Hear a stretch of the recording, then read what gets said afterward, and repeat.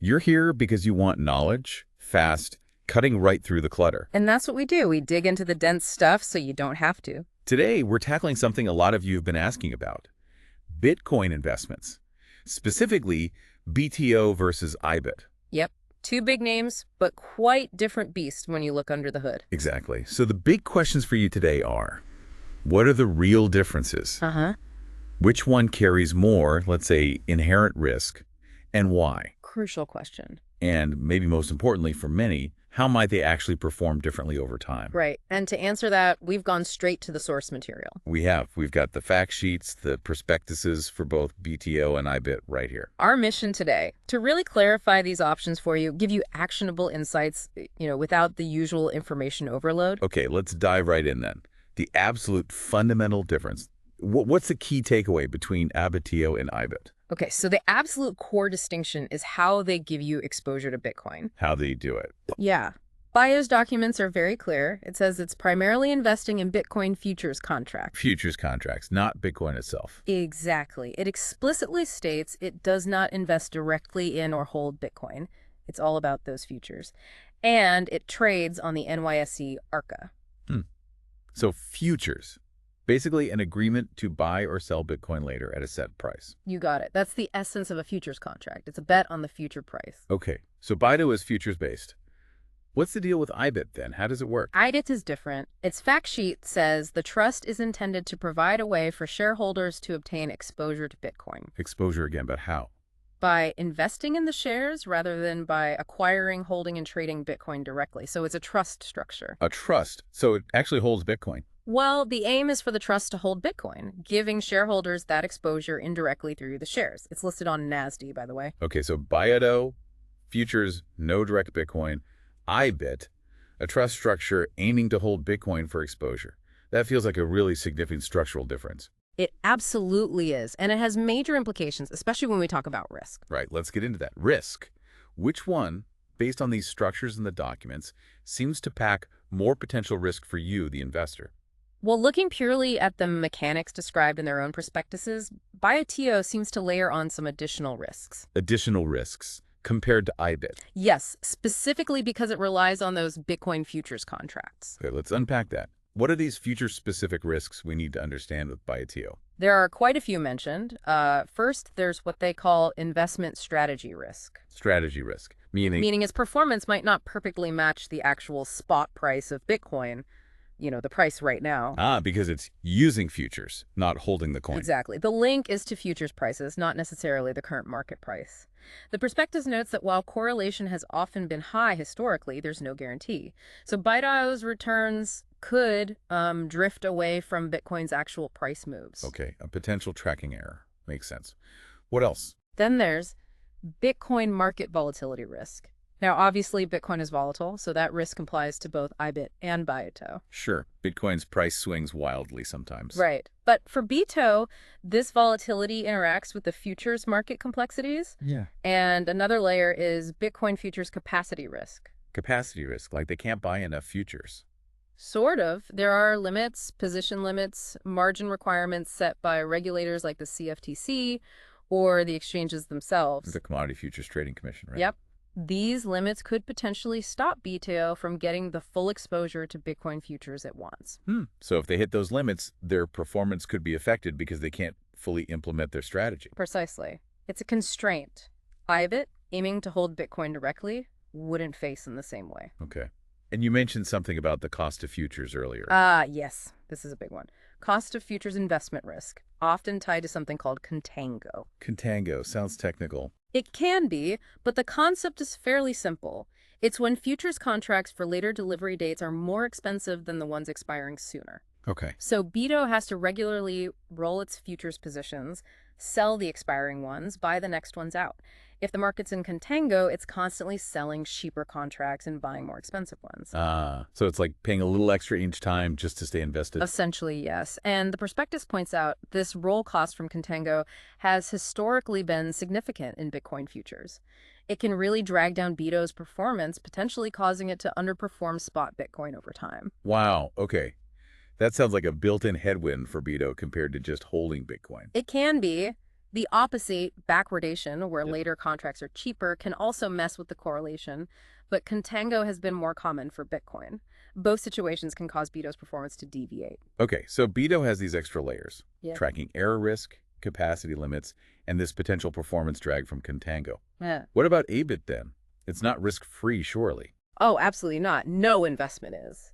IBIT's fact sheet has a clear disclaimer: may lose value. Right. And it also stresses an investment in shares is not the same as an investment directly in Bitcoin. So still an indirect investment, even if it holds the asset in trust. Correct. Its risks are tied much more directly to Bitcoin itself and its underlying network. Like what kind of risks? The IBIT prospectus lists quite a few things related to the Bitcoin network's development, governance issues, who controls the core code. The tech side. Yeah, and challenges with scaling the network, the fact that a lot of Bitcoin is held by relatively few people, mining incentives changing. What about security?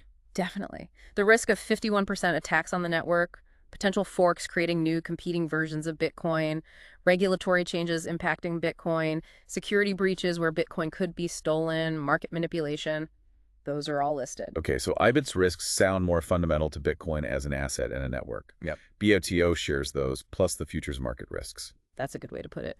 BITO has the general Bitcoin risks and the specific risks tied to the mechanics and costs of the futures market. So if we had to make a call based purely on the documentation and structure, which one appears to carry more layers of risk? Based on analyzing their own documents, B2O seems to carry that higher risk profile. Because of the futures issues. Primarily, yes. The tracking error potential, the contango drag, the capacity limits.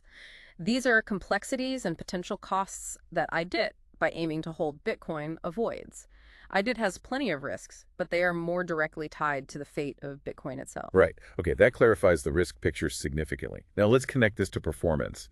How might these differences actually play out in the returns you might see? Well, building on those risks, especially the futures-related ones for BITO, you could expect performance differences. Like how? BITO's returns, as we discussed, might lag behind the spot price of Bitcoin, particularly if contango is persistent in the futures market. So Bitcoin could go up, say, 10%, but BITO might only go up 8% or 9% because of those futures costs. That's the potential scenario, yes. That drag from rolling futures and contango can eat into the returns, meaning it might underperform the actual asset price appreciation. It might not capture the full upside. Okay, potential performance lag for BITO. What about IBIT? IBIT's objective, remember, is to reflect the price of Bitcoin more directly because the trust holds Bitcoin. So, in theory, its performance should track the spot price more closely. In theory. But there are still factors, right? Oh, for sure. Its performance still depends on market fluctuations, obviously, and also the operational aspects of the trust itself, like how its net asset value, the NAV, is calculated. NAV. How does IBIT figure that out? Does that give clues about how closely it tracks? It does seem designed for close tracking. The trust administrator calculates the NAV once a day, usually out by late afternoon, around 5:30 p.m. Eastern, no later than 8 p.m. Okay, once a day. But what about during the trading day? For that, they intend to publish an IIV, an intraday indicative value. Yeah, and it uses a real-time index, a CME CF Bitcoin Real-Time Index, or BRTI.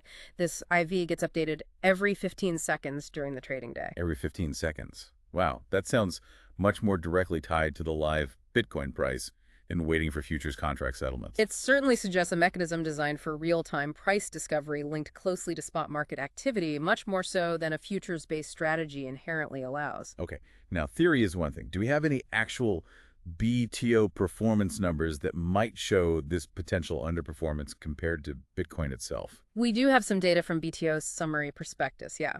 As of December 31st, 2023, its average annual total return since it launched was minus 19.58%. Ouch. Minus nearly 20% per year since inception. How did Bitcoin itself do over that same period? Well, the prospectus compares it to the Bloomberg Bitcoin Index for the same period since BTO's inception. That index returned minus 15.86%. So BTO underperformed that Bitcoin index by nearly 4 percentage points annually since it started. Exactly. That's an example of the kind of tracking difference or underperformance that can happen potentially due to those futures costs like contango.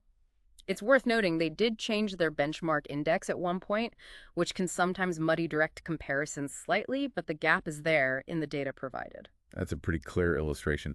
Any other BUA performance stats that show the volatility? Oh, yeah.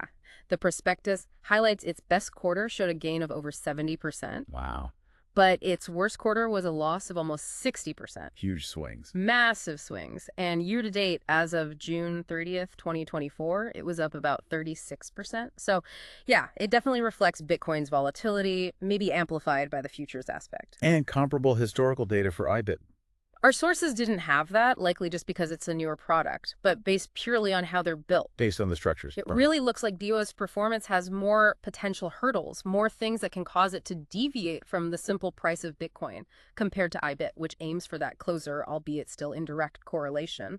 That makes sense. The futures mechanics just add complexity. They do. That layer of separation, the potential costs, it's something IBIT, aiming to hold the actual asset in trust, is designed to minimize. Okay, let's try and wrap this up for everyone. We've dug into BITO and IBIT. Key takeaway. BITO uses Bitcoin futures contracts, Right. And that comes with specific risks tracking error, the cost of contango, which could mean its performance doesn't perfectly match Bitcoin's price. whereas IBIT uses a trust structure to try and hold Bitcoin more directly, aiming for a closer price correlation. Correct. Its main risks are tied more to Bitcoin itself, the network, the market, regulation, security. And comparing the two, it seems BITO carries that extra layer of risk because of the futures market complexities. That's what the structures in their own disclosures suggest, yes. So for you, the listener, understanding these differences, futures versus trust, the different risk profiles, the potential performance implications is really vital.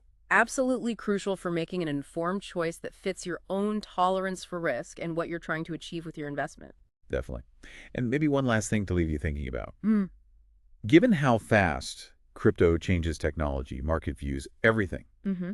how might some completely unforeseen development, Mm-hmm. maybe a tech breakthrough or a huge shift in how people see Bitcoin, affect a futures product like BITO differently than a physically backed one like IBIT down the road? That's a fascinating point. These structural differences we see today could lead to really divergent outcomes depending on how the whole Bitcoin story unfolds in ways we can't even predict right now. Yeah. Something to keep an eye on.